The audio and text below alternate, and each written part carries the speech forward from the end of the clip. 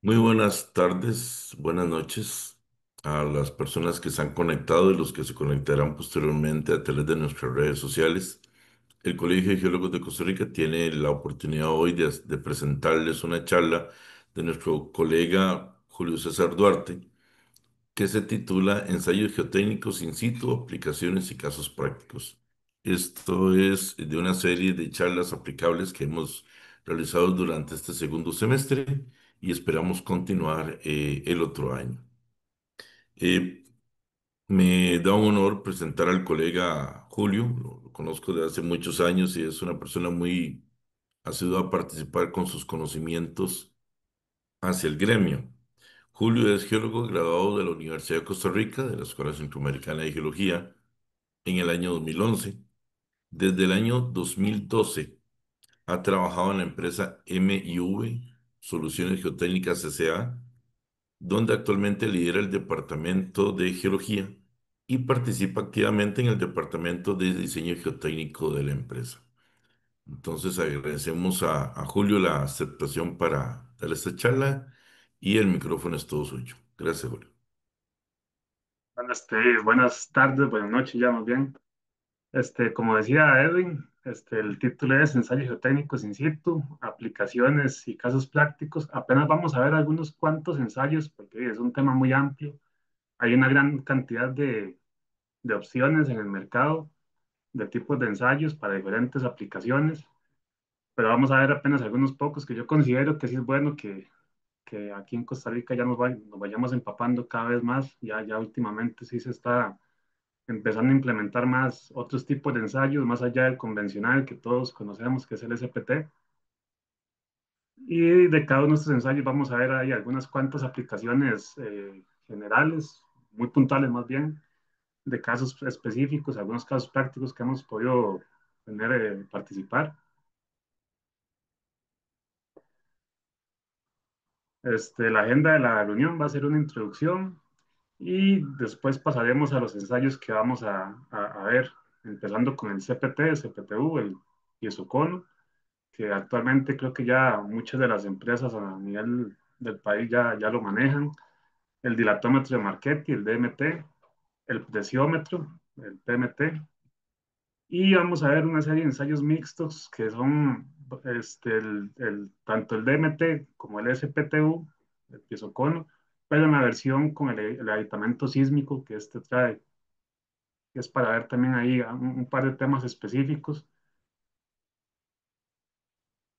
Bueno, y como introducción, bueno, ¿y para qué queremos o para qué hacemos ensayos en general? Es básicamente para hacer la caracterización geotécnica del terreno, generar información topográfica, geológica, geotécnica, geoambiental, todo aquello que sea relevante para el proyecto y en el contexto que éste esté, producir perfiles detallados, que sean representativos, con su nivel freático, dar propiedades índices del terreno, parámetros geotécnicos, geomecánicos, todo esto con el fin de al final proveer información geotécnica adecuada para sustentar o ser utilizada ya sea en diseños estructurales o geotécnicos, pero que esta información tenga la calidad suficiente para que estos diseños sean tanto seguros como confiables y también óptimos a nivel de costos, que eso es algo que por lo menos en la parte de geotecnia muchas veces nos confiamos o por un tema de ser conservadores a la hora de la información que tenemos disponible y podemos caer en la tentación o en la mala práctica ahí de ser más conservador de la cuenta y encarecer proyectos. Tanto que ahí, algunas veces pueden proyectos ser tan caros que lo hacen viable, ¿verdad? Entonces es como la finalidad de empezar a aplicar ensayos in situ con una tecnología más avanzada para tener mejor calidad de información, bueno, tanto en calidad, valga la redundancia, como también en cantidad. Tipos de ensayos in situ, los que tenemos básicamente, están los ensayos destructivos, que ahí entra el SPT, que todos conocemos, CPT, CPTU, DMT, etcétera, todos aquellos que generan alguna perturbación considerable en el terreno.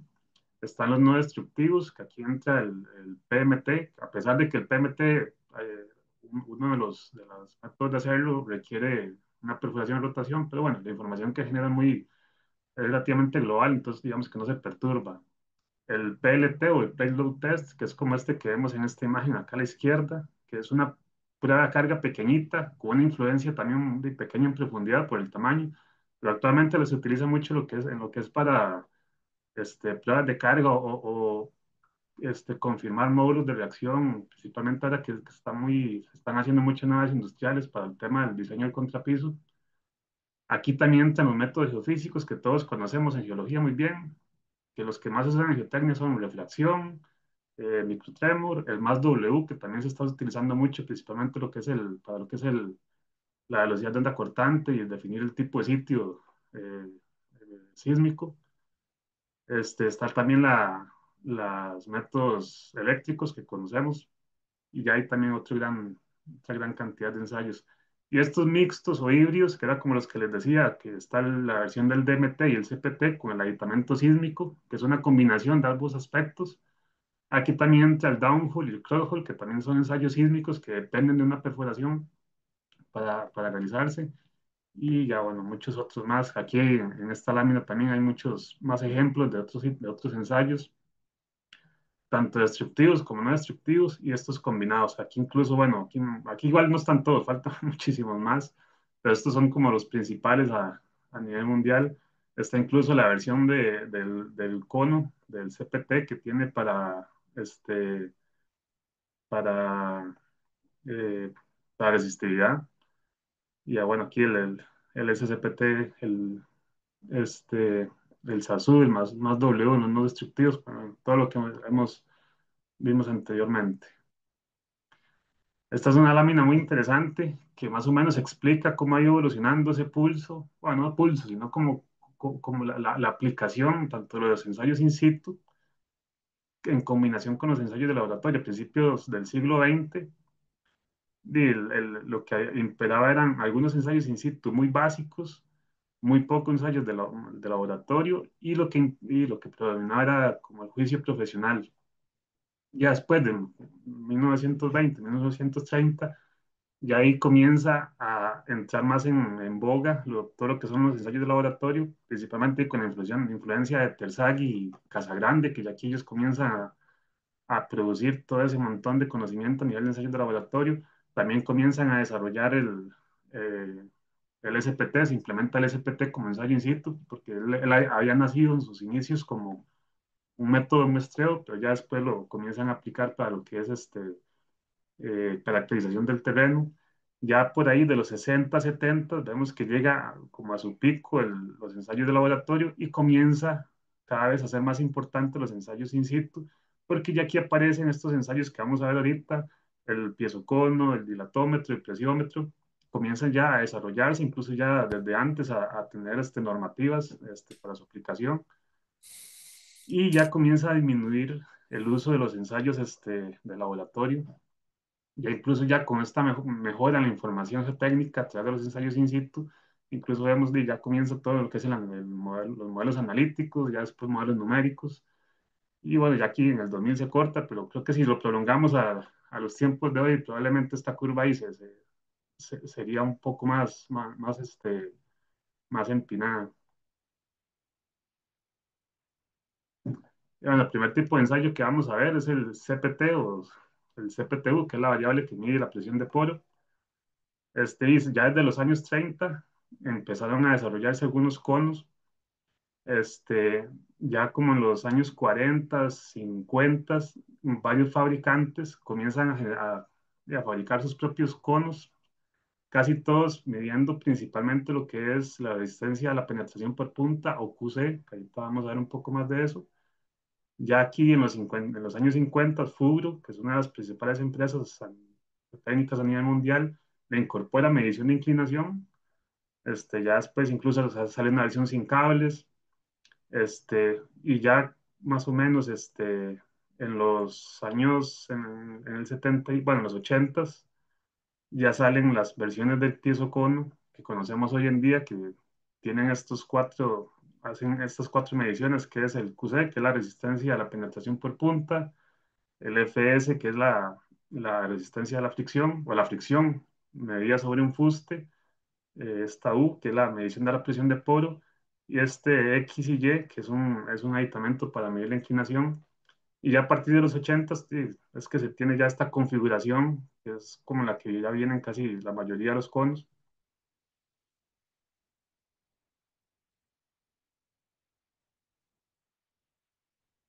Este es un esquema muy sencillo de cómo es que funciona el cono.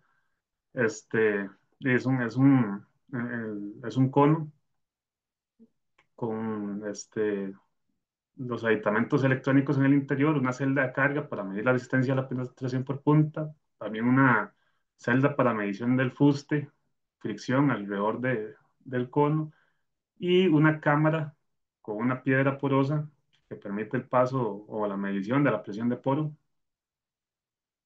Y como vemos acá en esta fotografía, hay diferentes formas, tamaños, diámetros de cono. Algunos tienen, como ejemplo, por ejemplo, vemos acá, esto que se ve aquí blanco son filtros que permiten la medición de la presión de poro. En este caso, este cono tiene tres filtros, o tiene tres cámaras para medir presión de poro.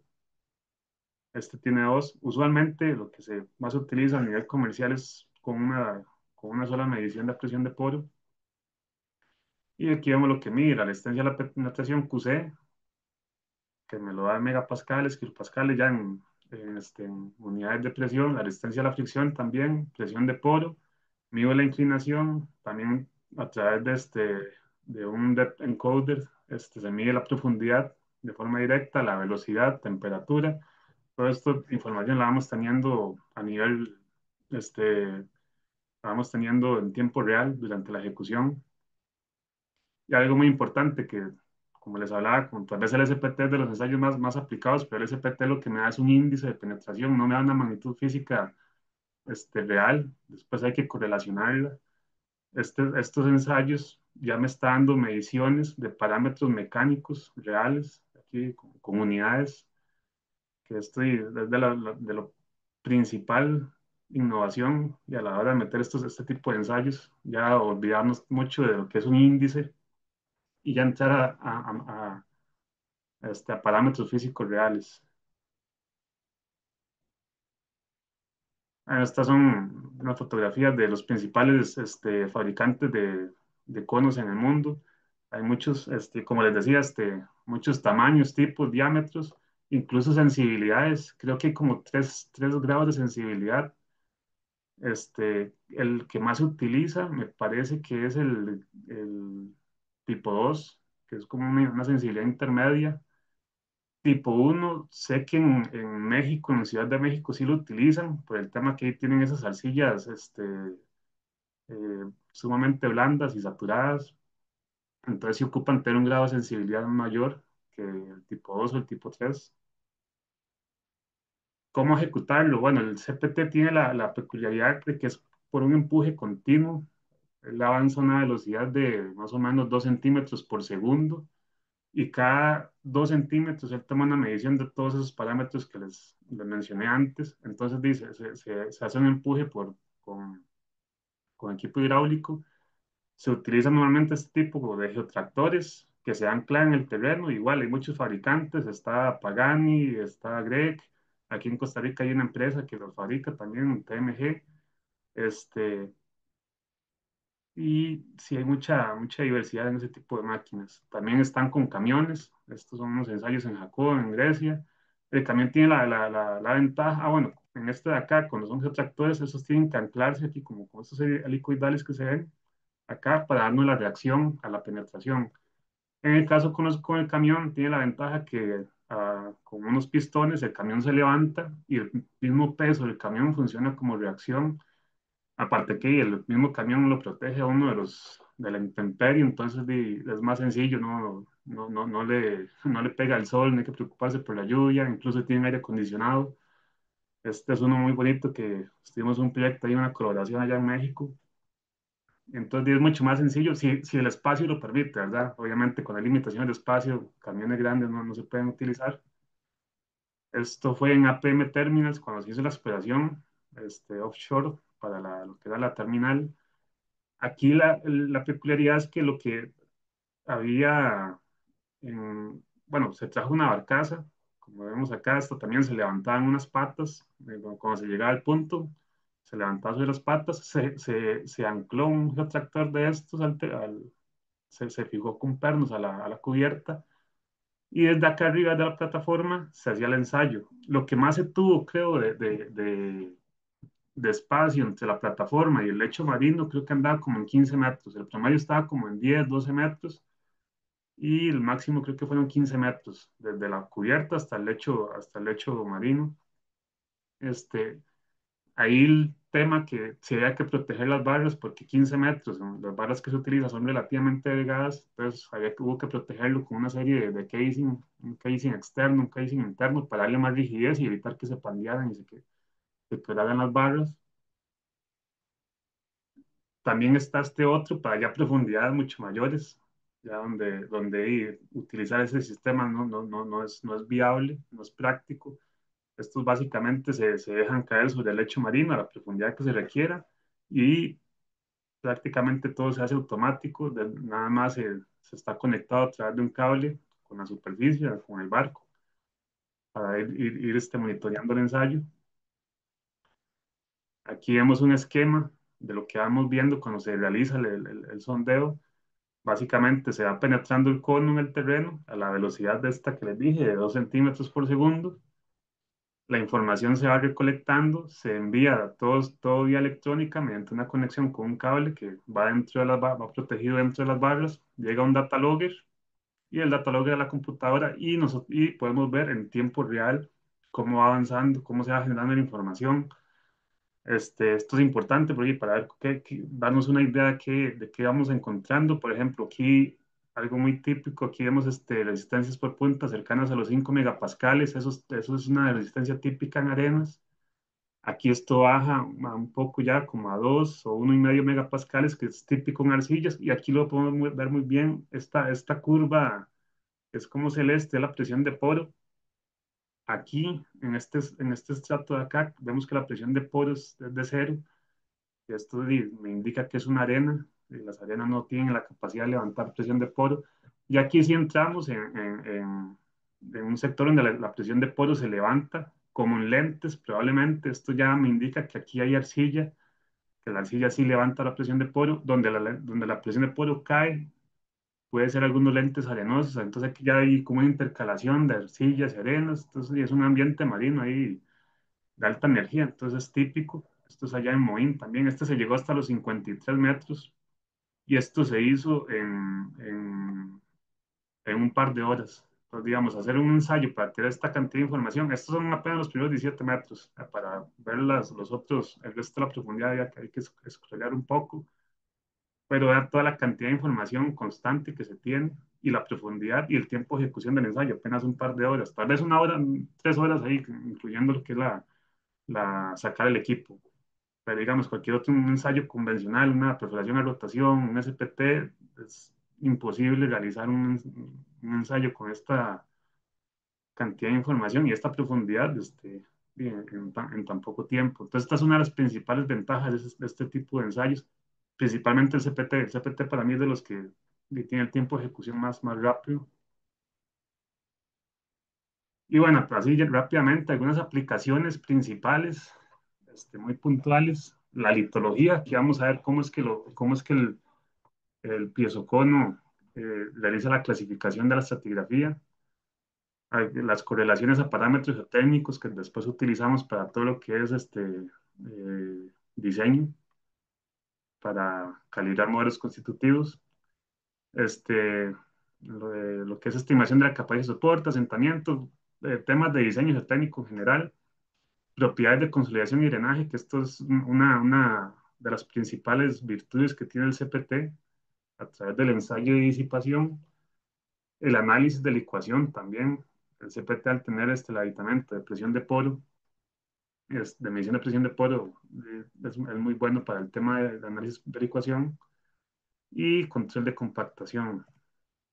Entonces, con respecto a la litología, ¿cómo lo clasifican? Una de las cosas que más se le critica a ese tipo de ensayos es que no extrae muestra. Entonces, digamos que no se puede hacer los ensayos convencionales de granulometría, límites para hacer una clasificación SUX, digamos. Pero lo que hacen estos tipos de ensayos es clasificarlos según su comportamiento, según cómo el suelo responde a estas mediciones que el ensayo realiza, él define su comportamiento y así lo clasifica. Ellos le llaman SBT, Soil Behavior Type, o tipo de comportamiento del terreno, del suelo, y lo clasifican por diferentes. Aquí está este abaco, está muy subdividido, están arcillas, arenas, arcillas limosas, todo ese amplio de suelos mixtos, de combinaciones, suelos sensitivos, orgánicos, ya todo se ha clasificado, y lo que se utiliza es el valor de QT, de la resistencia por punta, y del friction ratio, que es una razón entre el QT y la resistencia por fricción. Entonces ya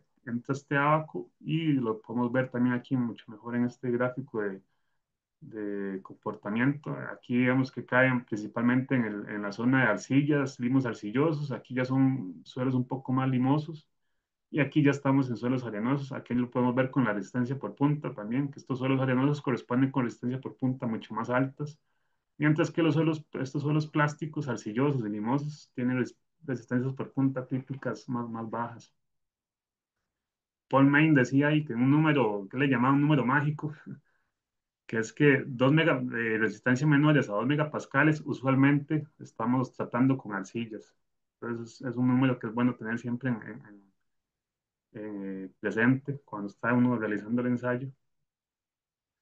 Correlaciones con parámetros geotécnicos. Bueno, como con todos los ensayos, desde el SPT hasta el más complejo, hay montones de correlaciones que han realizado muchos autores, pero básicamente la principal, lo más importante acá es que tenemos mucha información de mejor calidad, entonces estas correlaciones tienden a ser más precisas o reflejar mejor el comportamiento del terreno que correlaciones de ensayos un poco más simples. Aparte que tenemos mucha información, mucha densidad, ¿no? Muchos puntos. Estos es un ensayo de 20 metros. Podemos tener, de hecho, muchos de los software que para el procesamiento del CPT ya traen incorporados mm, correlaciones para diferentes, ¿cómo se llama? Parámetros. Aquí vemos apenas unos cuantos: módulo de Young, densidad relativa, que se utiliza mucho para análisis de compactación, ángulo de fricción, igual resistencia no drenada, OCR, toda la gama de parámetros geomecánicos que después utilizamos para lo que para lo que es diseño técnico. Estimación de capacidad de soporte y asentamientos. Aquí varía un poco como la filosofía de cómo se calcula, por lo menos la capacidad. Usualmente lo que se nos enseña desde la formación básica es de la fórmula general de Meyerhoff, ahí con todos sus factores. Aquí básicamente está como la ecuación como más simple, pero de aquí ya parten, obviamente ya hay otras ecuaciones, otras fórmulas que ya son tal vez un poco más complejas, pero tal vez para casos específicos. Pero todas son básicamente basadas en un factor RK que depende del tipo de material, del tipo de cómo el CPT lo clasifica, es un índice multiplicado por el QT más el esfuerzo efectivo del terreno. Eso es como la ecuación básica. Ya, como les dije, habrán variantes, este, incluso ecuaciones más complejas para casos específicos, ya sea para capacidad de soporte en pilotes, calcular la adherencia en arcillas, la fricción en arenas para pilotes, para placas, losas circulares. Hay muchas variables, pero básicamente esto es lo que predomina. Este factor RK multiplicado por la resistencia a la penetración más el esfuerzo efectivo. Y con el asentamiento, vamos a ver que muchas de las ecuaciones con este tipo de ensayos lo que utilizan es un módulo que es similar al módulo de formación, pero es un módulo estimado con el ensayo en sí, porque son diferentes niveles de deformación cuando se ejecuta un ensayo respecto al módulo de elasticidad que usualmente se utiliza, pero todos tienen esta forma, todos utilizan un módulo, este es un módulo propio del CPT.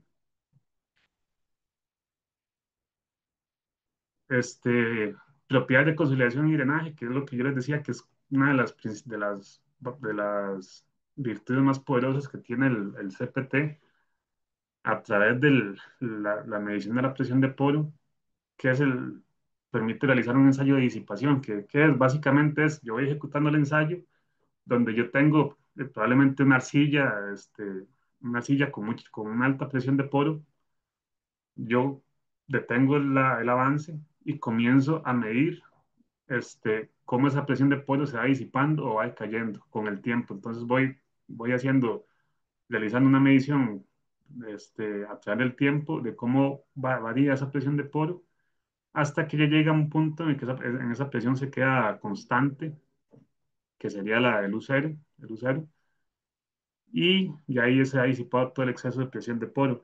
Aquí yo puedo determinar el T50, que es el parámetro base para estimar lo que es el coeficiente de consolidación, muy importante para el cálculo de asentamiento, bueno, de asentamientos por consolidación, y también el coeficiente de permeabilidad.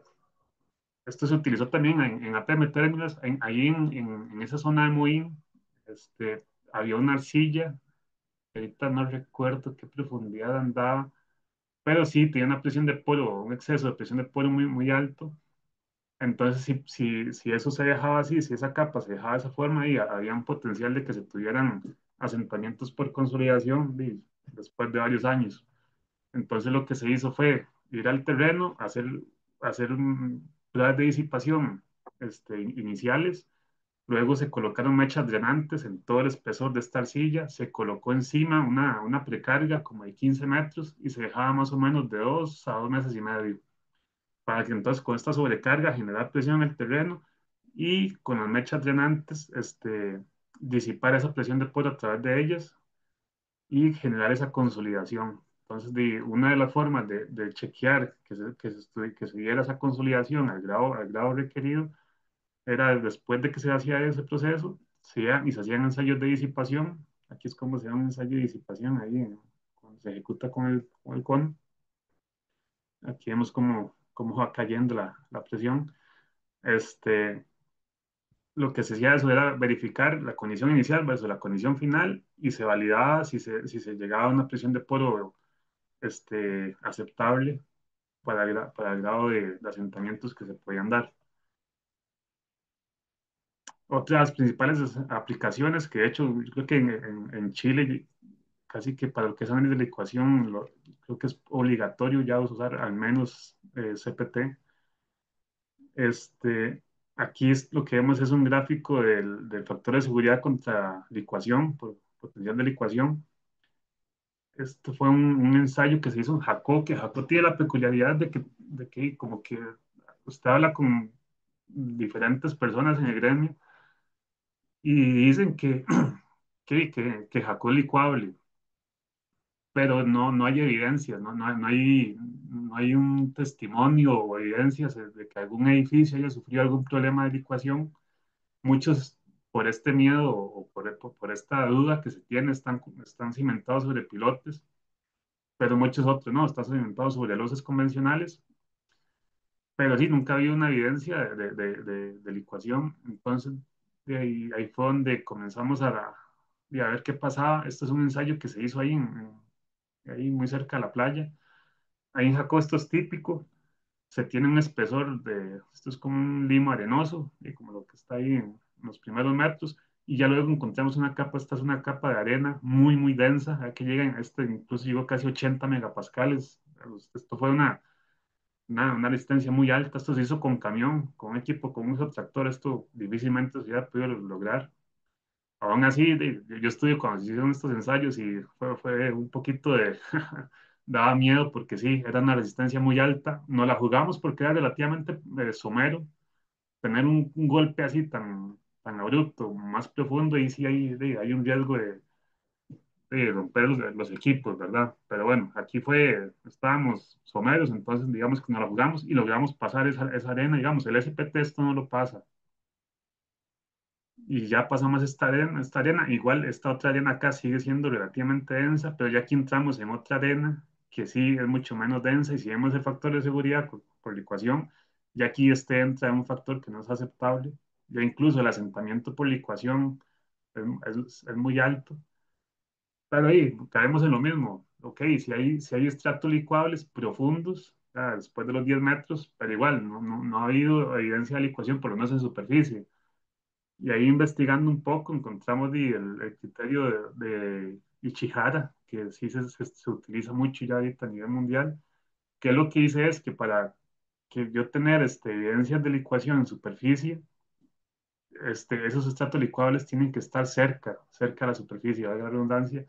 Entonces, básicamente, si yo tengo una capa no licuable encima, una capa SKU, podemos llamarlo, eso va a atenuar la afectación por licuación en superficie. Entonces, lo que propone es, en vez de hacer una relación lineal del índice, este es el LPI, o el índice de potencial de licuación, en vez de hacer una relación lineal con la profundidad, él lo que hizo fue darle más peso a los estratos que están en superficie, mientras que los estratos licuables que están profundos aportan menos al fenómeno de licuación en superficie. Entonces aquí hay un plot de muchos de estos estudios. Entonces por ahí se explica un poco el tema en Jacob. Entonces sí, es algo que solamente se hubiera podido ver con un piezocono realizado de esta forma. Con SPT probablemente hubiera rebotado en esa arena. Control de compactación. Aquí, esto es un ejemplo, también en APM Terminals también se hizo el control de compactación del relleno que se fue haciendo de la isla, se hizo con la resistencia por punta, comparándola previa y posterior a la compactación y correlacionándolo con esta curva aquí que vemos anaranjada, que es una curva de Baldí, que se calibra con el CBR del material y lo que se hace es un ensayo, un CPT, y se verifica que la resistencia por punta sea superior a la curva esta de Baldí. Por ejemplo, en este caso, y en la parte de arriba sí teníamos una buena compactación, pero acá abajo sí fue deficiente, entonces algunas veces muy poco, esto pasó muy poco, usualmente sí se podía, sí se avalaba desde el inicio, pero bueno, aquí sí vemos una que sí cumplió desde el principio. Aquí vemos como picos de resistencia por punta. Estos son por el espesor de las capas y después de cómo se compactaba. Entonces teníamos mayor compactación en la parte superior de la capa, pero ya se disipaba un poco más profundo. Estas fueron algunas de las fotos de cuando estuvimos haciendo esos trabajos por allá. Y bueno, eso fue todo con el CPT. Eran algunos aspectos muy básicos. Aquí, bueno, con el DMT, ya entrando lo que es el dilatómetro de Marchetti, se desarrolló en los años 70 por Silvano Marchetti en la Universidad del Áquila. El ensayo consiste en empujar una cuchilla plana que tiene una membrana metálica en el centro y esta se infla con gas desde la superficie y se avanza, se hace una revisión, un ensayo cada 20 centímetros. Entonces obtenemos en un metro, obtenemos 5 mediciones. ¿Y qué es lo que se mide? Se mide la presión, se mide, aquí ahorita lo vamos a ver un poquito más a detalle, y el A y B, que son una presión inicial, y ya cuando el terreno comienza a tener, la membrana comienza a tener contacto con el terreno, y esta medición B, que ya es cuando generamos una deformación definida. Y entramos ya a los que son los parámetros directos, pero esto vamos a ver un poquito más adelante, aquí con esta lámina. Este es un esquema, bueno, desde la superficie, inyectamos gas por medio de una manguera que va igual protegido dentro de las barras, llega acá a esta membrana metálica. Aquí vemos que es una cuchilla plana, tiene ahí un biselado en la punta. Y esta membrana, cuando se le comienza a inyectar presión, la membrana a la hora de penetrar el terreno lo perturba. Entonces ya la condición de esfuerzo se perturba un poco. Entonces cuando yo comienzo a generar presión, a inyectar nitrógeno, no voy a tener presión en el sistema, porque primero tengo como que restituir esa este, esa presión del terreno, ese estado, esos esfuerzos iniciales, tengo que restituirlos y esa es la medición P0 o A más bien, es lo que se mide, en esa primera medición la presión A. Ya después, cuando la membrana restablece esos esfuerzos iniciales, se continúa inflando la membrana hasta llegar a una deformación de 1,1 milímetros y se mide una segunda presión, que va a ser el valor B. Aquí se les pone P0 y P1 porque es la misma medición A y B, pero P0 y P1 es al momento de aplicar unas correcciones para la rigidez de la membrana. Es una calibración que se hace siempre previo a cada ensayo. Entonces, a la hora tenemos esos valores de A y B, que son presiones, los corregimos por esa calibración y ya obtenemos P0 y P1, que estos son parámetros directos del ensayo. Igual, como lo vemos con el CPT, son presiones, son magnitudes físicas, propiedades físicas reales, no estamos hablando tampoco un índice. Y después de esto, Marchetti desarrolló tres parámetros que él lo llamó intermedios, que parten de P0 y P1, que es el ID, que es el índice de material, que es como el equivalente al SBT que vimos antes del cono, el KD, que es equivalente como al K sub cero, al K cero, al índice de esfuerzos del terreno, que después se puede también correlacionar a un OCR, este ED, que es un parámetro de deformación también, y ya a partir de esos parámetros intermedios ya salen todas las correlaciones para los parámetros más comunes. Está este módulo dilatométricos que después vamos a ver que se utiliza para el cálculo de asentamientos. Y aquí se puede también ya correlacionar, hacer la corrección para obtener el módulo de Young, módulo de elasticidad que todos conocemos, peso unitario, resistencia no ordenada, OCR, ángulo de fricción, la gama de parámetros que utilizamos.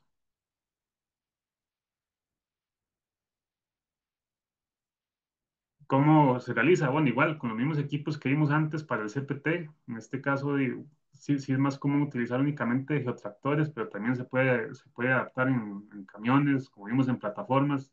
Eso se utiliza la misma configuración. ¿Qué es lo que vemos cuando hacemos el ensayo? Bueno, nosotros sí continuamos usando papel pues sí, sí es más sencillo, aquí casi siempre sí estamos a la intemperie, entonces sí, y hay que ir anotando, entonces más práctico. Aquí vemos los valores de A y B iniciales que se van anotando, previo a hacer la corrección para obtener P0 y P1. Aquí se indica otro valor que es el C, que este es valor C, lo que se hace es que se deja un poco más, después de que se hace la medición de B, se deja una deformación constante en la membrana y lo que se revisa es esa presión si vuelve a subir, porque si vuelve a subir es por la presencia de una presión de poro. Entonces, eso lo que me puede indicar es que hay nivel freático y hay un material que me permite que esa presión de poro se exceda y yo poderla medir. Pero usualmente no se mide siempre, se mide como algunos intervalos. Aquí vemos que usualmente lo medimos cada metro. Aquí en este caso no teníamos esa condición, no había nivel freático, ni había materiales que tuvieran alguna presión de poro por ahí. Igual, aplicaciones, vamos a ver más o menos lo mismo que vimos con el CPT. Este, lo que es la clasificación estratigráfica, correlación a otros parámetros, estimación de capacidad de soporte, asentamiento, ese tema también con ensayos de disipación, la licuación, control de compactación y algo que sí para mí es de las principales ventajas del DMT es la identificación de superficies de ruptura en deslizamientos, bajo un contexto geotécnico específico, ¿verdad? Ese es de los principales. Entonces, ¿cómo es que se clasifica el material con el DMT? Utilizando los valores iniciales de P0 y P1, aquí vemos que cuando el valor de P0 está relativamente cercano a P1, estamos tratando con una arcilla. Aquí está la relación, la ecuación. Mientras que si el valor de P0 y P1 está un poco más distantes, estamos en un suelo arenoso y lo que está ahí en medio, estamos con limos. Esta es la relación con arcillas de punto 1 a punto 6, limos de punto 6 a 1.8 y arenas de 1.8 a 10. Pero ¿cómo lo vemos? Esto es un ploteo de un par de ensayos de MTs de 12 metros de profundidad. Y lo que vemos es cómo ahí tenemos un dato cada 20 centímetros de profundidad. Aquí desde la profundidad cero y aquí hasta 12 metros. Aquí lo que podemos ver que aquí tenemos un lente arcilloso, aquí hay un material que es como un limo con un poquito de arena en la superficie y ya aquí transiciona a otro limo después de esta capa de arcilla y ya estamos con arenas, bueno, están en el límite, un sector con el límite de limo, entonces ahí podríamos pensar que estamos lidiando con arenas y arenas limosas. Y tiene mucho sentido, esto es ahí en Quebrada Amarilla, en Garavito, estamos en un contexto también de una zona costera donde también tenemos muchas arenas. Y así es básicamente como vemos el tipo de material. Correlaciones con parámetros geotécnicos, bueno, como les decía, están los parámetros intermedios, este KD, perdón, el K0, digamos que tiene una relación con el KD, que es muy importante para lo que vamos a ver ahorita, el tema de superficies de ruptura, OCR, resistencia no drenada, ángulo de fricción, coeficiente de consolidación, bueno, todos esos, hay una gama de parámetros muy amplia. Igual hay correlaciones de las que ha hecho Marchetti, también hay de otros autores, hay mucho respaldo a nivel técnico por ese lado. Con el tema de capacidad de soporte de asentamientos, esta la ecuación vemos que es similar a la del cono, nada más que en vez del factor este RK, tenemos un factor ND que también depende del índice de material, tal como se clasifica con el dilatómetro multiplicado por la diferencia entre P0 y P1, que sería como la presión neta del terreno, medida con el DMT, y más el esfuerzo efectivo. Y con el asentamiento vemos también que es el mismo concepto, utiliza el módulo dilatométrico para estimar el asentamiento en este caso. Igual, hay muchas otras ecuaciones, muchas otras fórmulas que se han hecho, hay unas más complejas, otras que se han hecho para casos específicos, incluso con tipo de material, aplicación, pilotes, todo ahí, pero digamos, lo básico es esta, es la principal diferencia. Temas de consolidación y drenaje, similar a lo que se hacía con el CPT, lo único diferencia es que el CPT lo mide directo, tiene un sensor que mide directo la presión de poro. Aquí con el DMT es un poco más complicado porque es a través de la medición del valor de C que les decía antes. Entonces hay que dejar la membrana deformada a una deformación conocida, mantenerla en esa deformación y ver cómo la presión va disminuyendo con el tiempo. Pero aquí sí se pueden hacer ensayos, se hacen en tramos mucho más largos, no se tienen tanta densidad de datos como con el cono, pero igual, si el terreno se presta, vemos que sí, se puede alcanzar una curva similar, definir un T50, que aquí le define como T-flex, y a través de esta correlación, igual, definir el coeficiente de consolidación y el coeficiente de permeabilidad. La ecuación, al igual que el CPT, para mí sigue siendo mejor a veces la ecuación que se hace con CPT más fino, pero igual con con DMT se hace a través del parámetro KD en comparación con el CRR, que es el Cyclic Resistance Ratio, que es uno de los parámetros del análisis de la ecuación. Y vemos cómo hay varios autores que han definido diferentes curvas en este ABACO y dependiendo de dónde quede este ploteo, se define si hay licuación o si hay un potencial de licuación en ese estrato específico.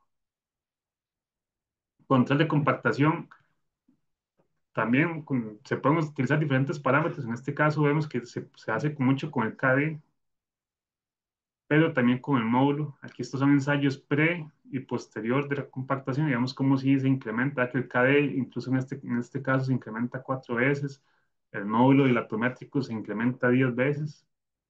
Igual acá, aquí vemos también que hay una mejora respecto a la compactación previa. Y esa es la idea, similar como los hacía con el cono, con la resistencia por punta. Y aquí entramos a lo que es la identificación de superficies de ruptura con el DMT. Esto se da en contextos donde, bueno, puedo verlo en contextos donde tengo un suelo preconsolidado y a través del parámetro de KD, que es equivalente al K0, pero tiende a ser mayor porque hay amplificación por la penetración y me refleja el historial de esfuerzos del terreno. Entonces es similar al OCR. Pero lo que vieron algunos autores, principalmente Totani, un italiano, es que en un contexto de suelos preconsolidados, cuando tengo un KD semejante a 2, eso me indica que probablemente en esa zona hay una plastificación o ruptura. Y básicamente este es el concepto. Tenemos un deslizamiento, un desplazamiento del terreno, hay un remoldeo en esta interfaz de la superficie de ruptura, hay una reconsolidación, este, pero el suelo que está tanto arriba como abajo mantiene su estado relativamente original, preconsolidado, y cuando llegamos a la zona de la superficie de ruptura, producto de ese remoldeo que hubo, el KD disminuye y es cercano a 2. Este es el parámetro que se utiliza. Este es un ejemplo en un deslizamiento ahí en la zona de Santana. Aquí vemos diferentes DMTs realizados en diferentes sectores del deslizamiento y vemos que sí, el contexto del terreno son suelos preconsolidados. Aquí hay KDs en promedio de 6 y 8. Estos son OCRs que son superiores a esto me indica que son OCRs cercanos a 2, 3, que ya son suelos de ligeramente a preconsolidados. Y vemos siempre que hay un estrato relativamente puntual donde el KD, aquí en este caso específico, vemos que calza muy bien con el valor de 2 en todos estos puntos. Aquí este tiene un signo de pregunta porque este sí no se vio muy bien, pero estos sí ya están fuera de la zona, está más alejado de la corona del deslizamiento. Ahí podría ser ahí como una superficie adicional ahí incipiente que se estuviera generando y que algo que generara como un retroceso. Igual en esta aquí se ve muy bien. Aquí en este caso tuvimos la ventaja que el deslizamiento, los ensayos se hicieron casi que una semana después de que se dio el deslizamiento, porque si el deslizamiento, si el ensayo se hace mucho tiempo después, puede que este KD aumente un poquito más. Eso nos pasó en Valladolid. En Valladolid y como los ensayos, los estudios se hicieron mm, bastante tiempo después de que se dio el movimiento principal, sí, este KD no se vio tan pegado al 2. Sí, sí, sí se incrementó un poquito más. Bueno, ya vamos a entrar en lo que es el PMT. Del PMT sí vamos a hablar un poquito más, menos, y pues ya primero por un tema de tiempo, pero sí como para verlo, la principal aplicación que le damos. Se desarrolló desde los años 30, ya en los 50 entró Luis Menard, que es un deli, él fue como más bien el padre del PMT. Él construyó lo que se conoce como el presiómetro Menard, que utiliza tanto presión neumática como presión hidráulica. Ya en los 80 la gente de Rocktest desarrolla un presiómetro que es 100% con hidráulica, con agua, que es el que se le conoce como presiómetro Texan. Ya en los 80 sale el primer ASTM y la prueba consiste en, se realiza una perforación previa. Hay un PMT que también se llama self-boring, que él mismo se puede ir empujando y realizar la prueba, pero usualmente el que más se utiliza es este, que tiene que haber una perforación previa. Es una membrana metálica ahí, circular, tubular, y yo desde la superficie le voy inyectando agua y genero un incremento de volumen en esta membrana que me va presionando las paredes del terreno y me va dando igual valores de formación y de presión. Pero igual, vamos a lo mismo, magnitudes físicas reales. Estos son los dos tipos de presiómetro. Está el Lemenat, que este sí es más complejo. De hecho, este tiene tres celdas. Usa nitrógeno y también tiene un sistema hidráulico en el interior. Está luego el Texan, que este sí es relativamente más sencillo. Es una sola celda y es únicamente con agua.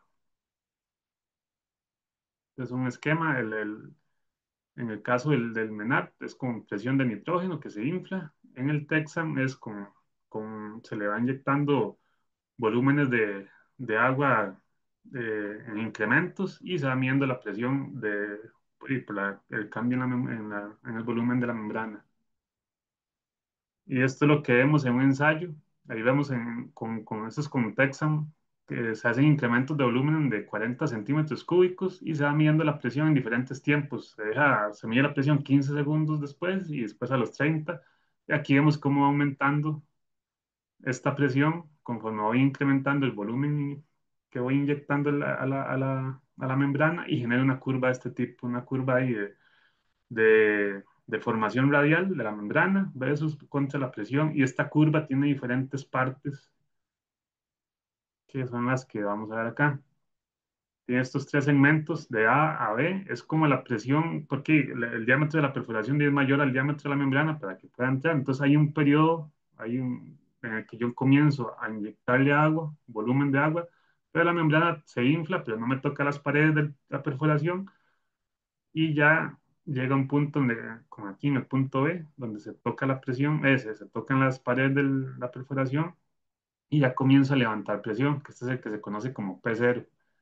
Después está DBAC, que es el rango netamente elástico, y ya está después el segmento entre C y D, que es el rango elastoplástico y plástico. Y aquí hay otro par de puntos. Bueno, el P0, que es el donde comenzamos a levantar presión, comienza el comportamiento elástico. Este PY, que es donde ya comienza el comportamiento elastoplástico, es el punto de fluencia, y aquí inicia la plastificación. Y este punto D, que es la presión límite, el PL, que es la máxima presión previa a la falla, o ya cuando ya tengo grandes deformaciones que ya no voy a poder recuperar del todo. Y esos son los principales parámetros que saco, que extraigo del ensayo para ya luego hacer todo el tema de las correlaciones, los cálculos. Este es un ejemplo de este tipo de membrana, de la del Texan. Aquí vemos cómo ya se ve inflada. Entonces, bueno, aquí nada más vamos a ver la aplicación en lo que son temas de capacidad de soporte, asentamientos. Aquí la ecuación sí cambia un poco. Aquí este factor K no depende del tipo de material. Este factor K depende de la geometría de la cimentación. Y igual aquí se utiliza una presión neta como la que se usa con el DMT, que es el PL menos el P0 más el esfuerzo efectivo. Igual, aquí hay una gran variedad también de ecuaciones que se han desarrollado por otros autores que incluso también ya consideran el tipo de material. Con el asentamiento sí es un poco diferente. Sí, ya él mete el factor de forma de, de la cimentación, la carga, el ancho de la cimentación y este E0, que es el módulo de Menard, que viene siendo como el módulo dilatométrico, el DMT. Pero vemos que igual todos tienen el mismo tema que utilizan un módulo equivalente al módulo de Young. No igual, ¿verdad? Eso sí. Estos son algunos ejemplos estos son proyectos que hicieron en la sabana, que los traigo porque el tema en el Valle Central principalmente, aquí tenemos el tema de lo que es el lahar o la lavina, que le conocen también,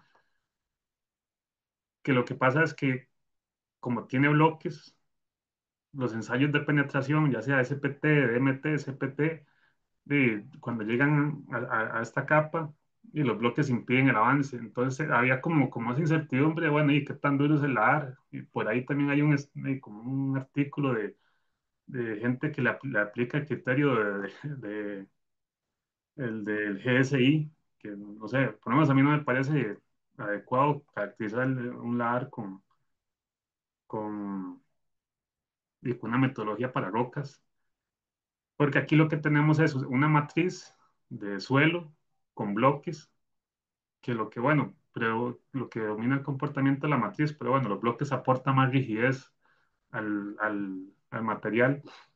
Entonces comenzamos a hacer presiómetros principalmente para ver esa rigidez en los lagares acá en el Valle Central.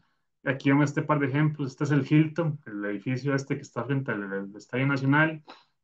Secret también en la Sabana. Aquí vemos presiones límites muy altas de 3.800 kilopascales, este otro casi 5.000 kilopascales, que esto se me traduce a capacidades de soporte últimas, aquí 3.000 y casi 4.000 kilopascales, que son capacidades admisibles mayores a 100 toneladas al metro cuadrado, cuando usualmente lo que se hacía con el LAR era que se le ponía ahí como un mayor a 30 toneladas, mayor a 40, y los que tal vez más se aventuraban, pero vemos que estaban siendo muy conservadores. Y en edificios tan altos, donde tal vez hay bastantes sótanos y se llega al lahar, y esto sí es una capacidad que se puede utilizar para cimentación directa casi, o en los casos de que no hay sótano o por la profundidad a la que está el lahar, no se permite una cimentación directa, dice, se permite afinar muchísimo más el cálculo de los pilotes. Y en el caso específico, estos dos proyectos fueron con losas piloteadas, que es un híbrido, es la combinación de una losa convencional con pilotes. Se aprovecha tanto la capacidad de soporte del suelo en superficie y se complementa con pilotes en los puntos donde se ocupa. Este es otro ejemplo también ahí en la zona de la sabana, Cosmopolitan Tower y Sky Garden. Vemos que hay capacidad de soporte igual. Aquí estamos cerca de los 3.000, también alrededor de los 3.000 kilopascales en capacidad última, igual cercano a los 100 toneladas metro cuadrado de capacidad admisible. Entonces sí, aquí fue como que nos ayudó a resolver mucho ese tema del lahar aquí en el Valle Central y también algunas geologías ahí relativamente complejas. Lo hemos aplicado en aluviones, ahí con un poco de dolores de cabeza y estallando las membranas, pero bueno, sí, se ha logrado tener resultados buenos también en aluviones, incluso aluviones recientes. Y bueno, ya para terminar, esto sí ya es algo muy rápido, para no extendernos más de la cuenta todavía. Vamos a ver un poco los ensayos híbridos, y aquí me voy a enfocar nada más en lo que es el del DMT y el CPT, con el aditamento sísmico. ¿Qué permite agregar este aditamento en los ensayos? Bueno, medir onda cortante, la VS y la onda compresional, la VP. Y esto me permite también obtener parámetros dinámicos del suelo para lo que es el análisis de interacción suelo-estructura, para poder realizar todo lo que es el diseño sismoresistente de edificios, puentes, que es algo que sí se está haciendo ahorita con un poco más de conciencia, no tan automático, por lo menos los estructurales. Y ahí, ya aquí sí se puede interactuar un poco más. Y bueno, aquí se puede obtener los valores típicos, los parámetros dinámicos con el módulo cortante máximo, el G máximo. Se puede hacer la caracterización del tipo de sitio con el VS30, obtener el periodo de naturación del terreno, relación de Poisson, aquí a través de todas estas variables que tienen que ver con VP y VS. Pero bueno, ¿cómo es que lo hacen?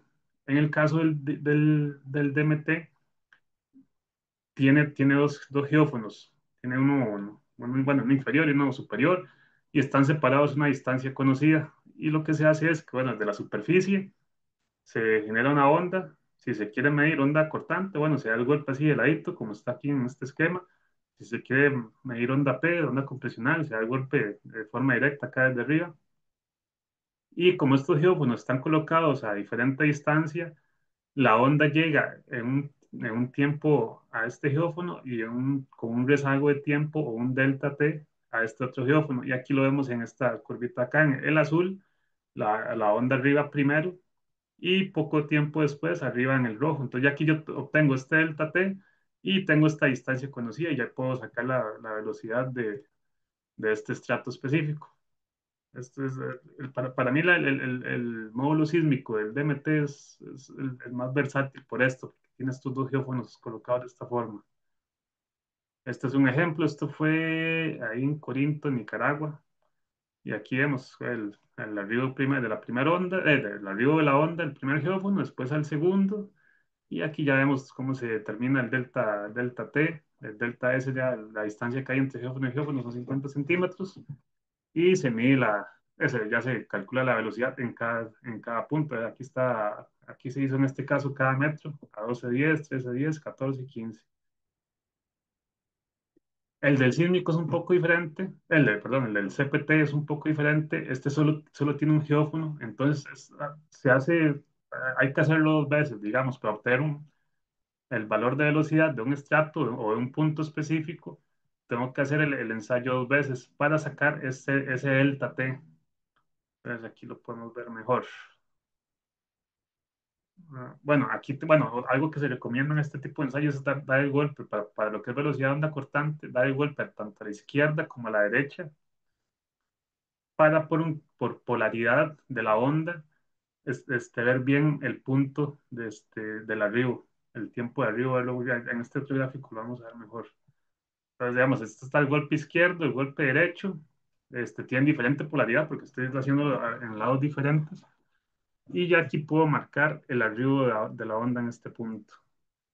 Y bueno, entonces digamos, hago el ensayo en esta a 23.7 como viene en este esquema, bajo a 24.7 y hago lo mismo. Y bueno, doy el golpe izquierdo, golpe derecho y marco el punto del tiempo de arriba. Y vemos que también hay un delta T, hay un rezago porque la onda tuvo que viajar más tiempo para llegar a esta profundidad. Igual, de la misma forma, estimo la velocidad con este delta P y este delta S, o este delta L en este caso, y defino la velocidad en el estrato. Y bueno, eso sería todo por... Me pasé un poco más de la cuenta ahí. No, no, no, para nada, Julio. Muchísimas gracias. Ha sido muy explicativo. Toda una clase de aplicaciones geotécnicas. Ojalá más adelante podamos Algunas, tener. esto es apenas una, Sí, sí. es muy general. No, no, pero hombre, muchísimas gracias. Damos micrófono abierto a los colegas para que hagan consultas, por favor. No, no tanto comentarios, sino consultas. Muchas gracias. No sé si me permiten hacer una consulta. Sírvase, Carlos, por favor. Pura vida, Julio. Nada Sí, más, bueno, Carlos, todo son bien. pura vida. Tres cositas con respecto a los ensayos en caso de CPTU y DMT. Eh, ellos, en alguna de los elementos, de las variables que va midiendo, se determina el grado de inclinación que va teniendo la punta, digamos, para determinar si de repente se me dobla tanto y la verticalidad no es suficiente, entonces para no ir a comprometer el equipo. Sí, hay varios criterios. Creo que es en un máximo de 5 grados en un metro. Vamos, si en un metro de penetración se le inclinó hasta 5 grados, ya ahí es mejor detenerlo. Y creo que en total, es que vamos, nosotros hemos tenido inclinaciones relativamente altas, pero, pero como constantes. Tal vez que se desvían el puro inicio y voy arrastrando como esa inclinación. Ahí lo que más hay que tener cuidado es eso, que no tenga un cambio de inclinación muy abrupto en una corta distancia. Pero sí, yo creo que ya más de 10 grados ahí en un solo ensayo, sí, sí, ya no es tan conveniente. No tanto para ahí, que el equipo, que puede que en cualquier momento ya bueno, le ocurra un daño. Y también di que ya voy a tener que empezar a hacer correcciones de la profundidad, porque al tener ese grado de inclinación tan alto, y no estoy chequeando la profundidad exacta a la que yo estoy, ¿verdad? Entonces hay que hacer ahí una corrección que a veces es un poco engorrosa. Ok, y bueno, otra pregunta tal vez ahí con respecto al CPTU. Yo no sé si han tenido alguna experiencia con respecto al fenómeno de succión en las arcillas, digamos, cuando la punta del cono ingresa, este, va determinando bien los parámetros, pero al hecho, bueno, en la reversa, digamos, cuando vamos a sacarlo, se genera algún tipo de presión mayor porque le creamos el vacío ahí al material y entonces puede hacer que lo aprieta, digamos, que no lo deja devolverse. No sé si han tenido alguna experiencia o algún conocimiento de algún fenómeno así que se haya Es dado. como, bueno, como a veces que tal vez uno por error, en vez de penetrar, comienza a sacar las barras, o es que en ese caso sí lo he visto, Sí, que, digamos, pero cuando uno va haciendo el ensayo hacia adentro, digamos, vamos metiendo el cono, ¿verdad? ajá.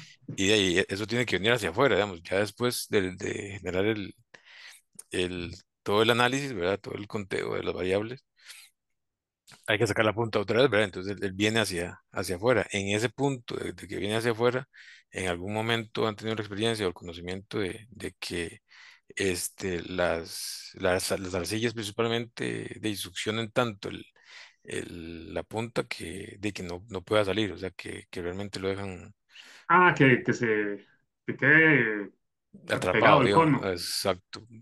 En arcillas creo que no nos ha pasado. yo he tenido más broncas así en arenas,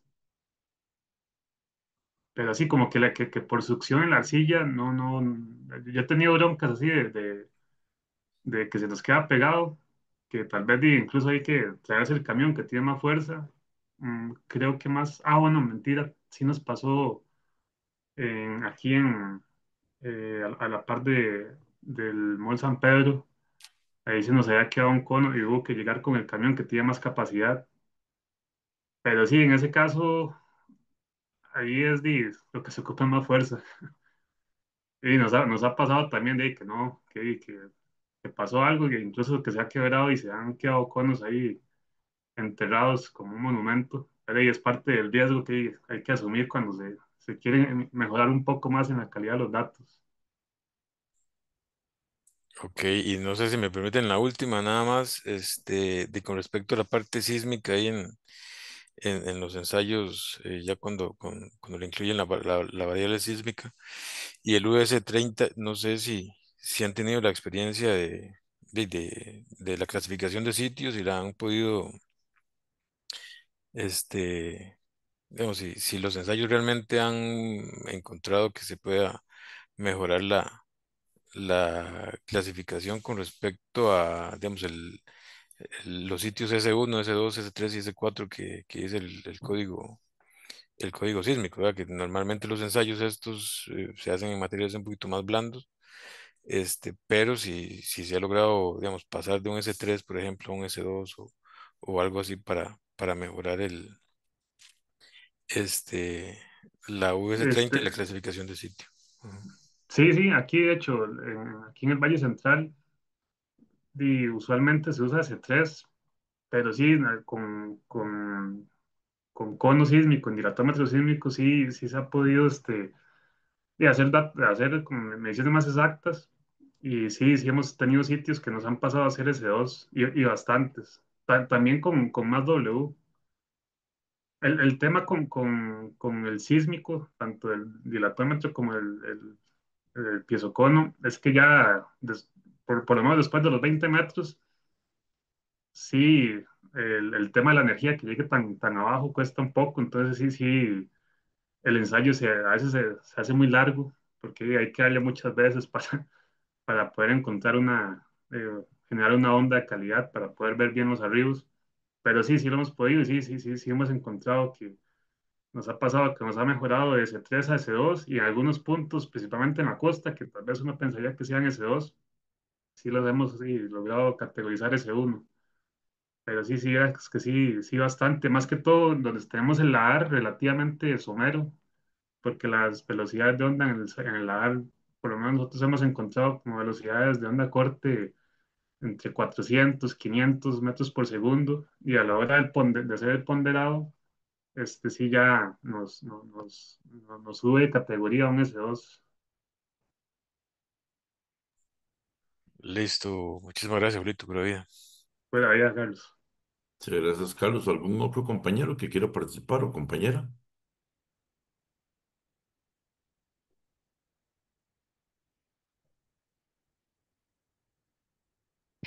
Compañeros, aquí les saluda Nancy. Buenas noches y muchas Buenas gracias a noches, don Julio. Nan. Mucho gusto por conocerlos, porque no los conocía. Mucho gusto. No tengo preguntas, pero nada más para aportarle a Carlos Vargas.